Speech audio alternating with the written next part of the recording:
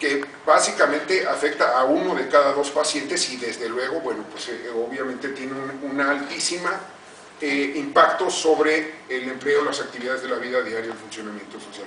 Otro elemento que se tiene que tomar en cuenta al tomar decisiones en cuanto al acceso al tratamiento, digamos, sería ¿no? O sea, claramente los pacientes con diagnóstico de esclerosis múltiple tienen una expectativa de vida menor que el resto de la población.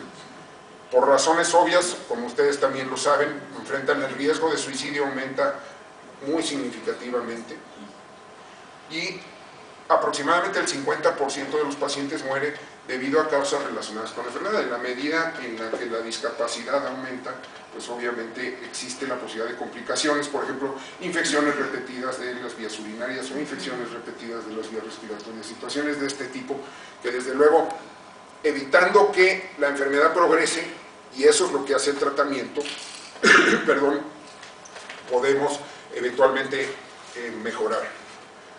Un elemento muy importante es ¿no? Ausencia de síntomas no es ausencia de enfermedad, eso también ustedes creo que lo tienen muy claro, es decir, existen esas etapas entre brotes en las que uno se puede sentir perfectamente y prácticamente se recuperó completamente de las afecciones que tuvo en el último brote.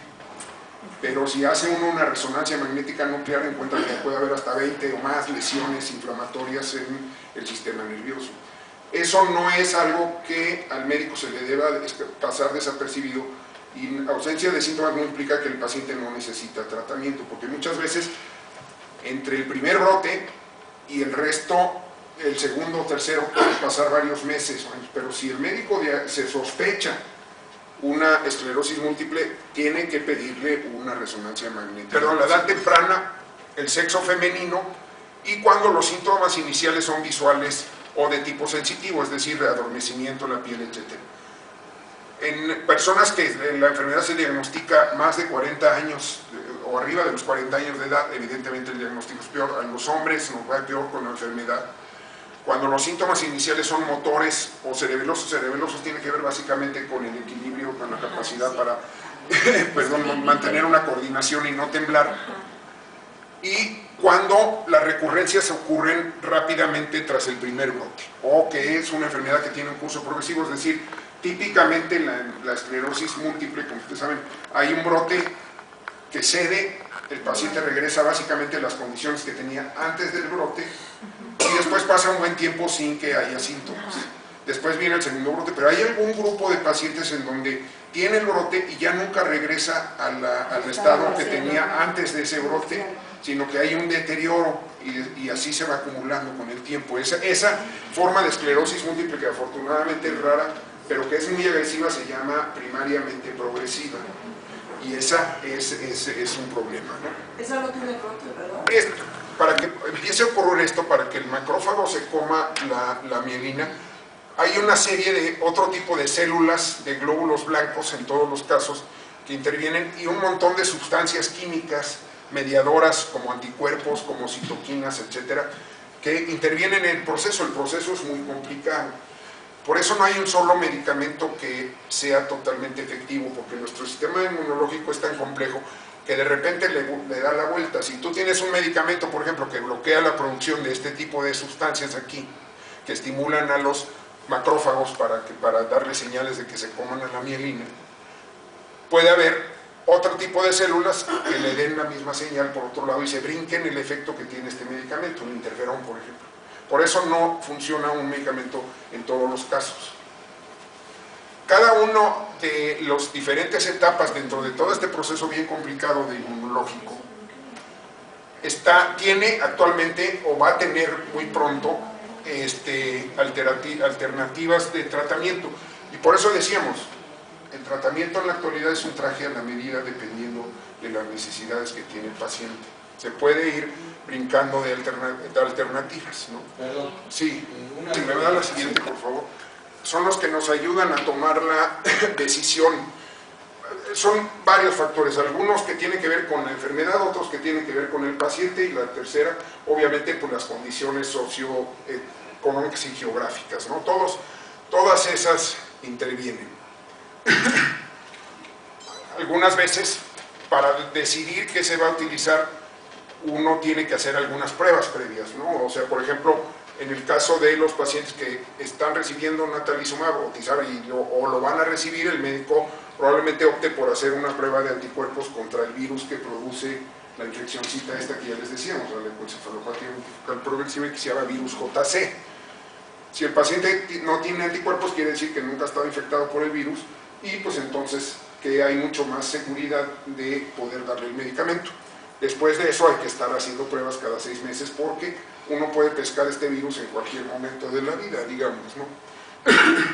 Pacientes, por ejemplo, que tienen temas, como decíamos, de herpes o varicela, etcétera, no deben de recibir fingolimod o gilenia, ¿no? Pacientes que tienen problemas del corazón, tampoco, y así hay diferentes situaciones, ¿no? Evidentemente, la edad del género es importante por, obviamente, como es una enfermedad que afecta a mujeres principalmente y afecta a mujeres en edades jóvenes, pues muchas veces va a haber la intención de tener bebés.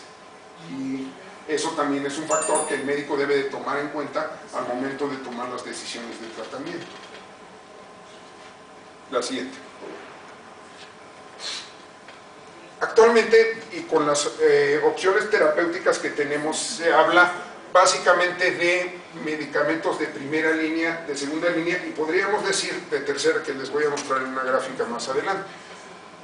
Primera línea, en términos generales, constituyen el tratamiento inicial. Son los medicamentos a los que el médico va a recurrir habitualmente porque son más seguros en términos generales, menos costosos, al momento de haber establecido el diagnóstico. Y típicamente son los interferones, el acetato de glatiramiro y un medicamento nuevo que es por vía oral, que es el aubagio o teriflunomida, que básicamente tiene un perfil en términos de su potencia, o sea, de su eficacia, similar al que tienen los interferones y todo esto. También es un medicamento que tiene esa seguridad, pero no sería un medicamento que nos veríamos inclinados a utilizar en personas que ya no respondieron a interferones o que tienen desde el principio una enfermedad muy agresiva. Esto de la primera y la segunda línea es una frontera medio tenue porque lo que hay que evaluar es qué tan activa está la enfermedad del paciente. Y muchas veces si tú te encuentras con un paciente con una enfermedad muy agresiva, te brincas esta primera línea y te vas directamente a la segunda línea, por lo que ya habíamos hablado, por lo de la cero tolerancia, porque queremos reducir la inflamación en el sistema nervioso central lo más eficazmente y lo más rápido posible. En la segunda línea, si se regresa un poquito nada más, estarían medicamentos como el fingolimod, o sea, gilenia, como natalizumab, Tysabri, y bueno, la mitojantrona que mencionabas es uno de esos medicamentos que se usan para el cáncer. Ahora, si lo vemos esto en una gráfica, ahora sí la siguiente, que está un poquito complicado, pero ahorita se las explico. Cuando el médico diagnostica a un paciente con esclerosis múltiple, remitente, recurrente, la primera pregunta que se va a hacer, digamos, o sea, ya veíamos condiciones geográficas, cosas de este tipo, pero básicamente la pregunta más importante para definir el tratamiento es ¿qué tan agresiva es la enfermedad que tiene el paciente o la paciente en ese momento? Se llama una enfermedad agresiva a una enfermedad en la cual ha habido más de dos o más recaídas en los últimos 12 meses, o que tiene una alta carga inflamatoria en la resonancia magnética nuclear, más de 10 lesiones inflamatorias básicas.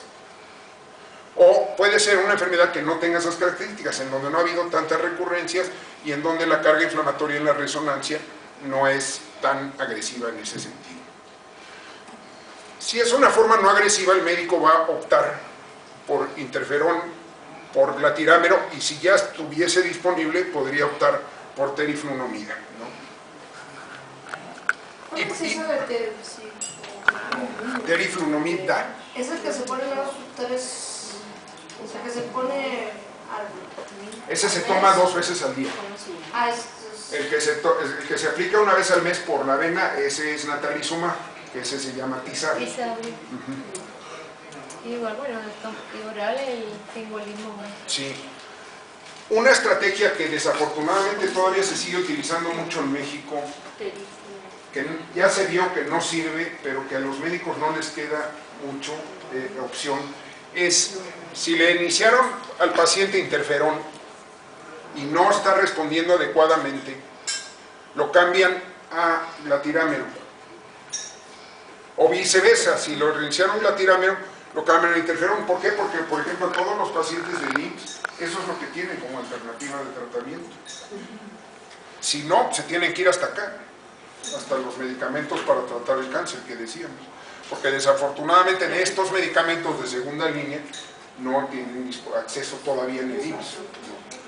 Y no es, alguien me preguntaba hace rato que si era por un acuerdo entre la empresa y el Seguro Social. No, desde luego que no hay ningún tipo de acuerdo. O sea, ha habido 20,000 reuniones entre nosotros y el Seguro Social, en donde ojalá que eso se pueda lograr pronto, porque eso implicaría así cambiarle las perspectivas de vida a muchos pacientes que no son derechohabientes, ¿no? Y el problema es eso además, o sea, yo a lo mejor ahorita que me diagnosticaron soy derechohabiente del IMSS o del ISSSTE, pero si mi enfermedad no evoluciona satisfactoriamente y pues me dan de baja y todo esto, pues ya no voy a tener esa posibilidad. Entonces voy a acabar teniendo que recurrir a otras instancias.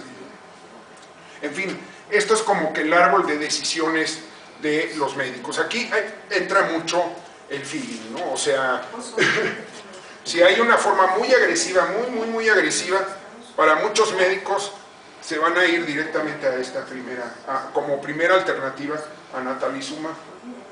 Fingolimod todavía no está tampoco en el Seguro Social. En el ISSSTE empieza a entrar, pero bajo pedidos especiales, digamos, y natalizumab sí está disponible en el ISSSTE. O en, por ejemplo, instituciones como ICEMIM o Iztecali, algunos de estos seguridades sociales de los estados que tienen un mejor acceso a estos tratamientos. Pemex también, ¿verdad? En Pemex, desde luego, exactamente, así es. Bueno, terminamos nada más viendo la siguiente.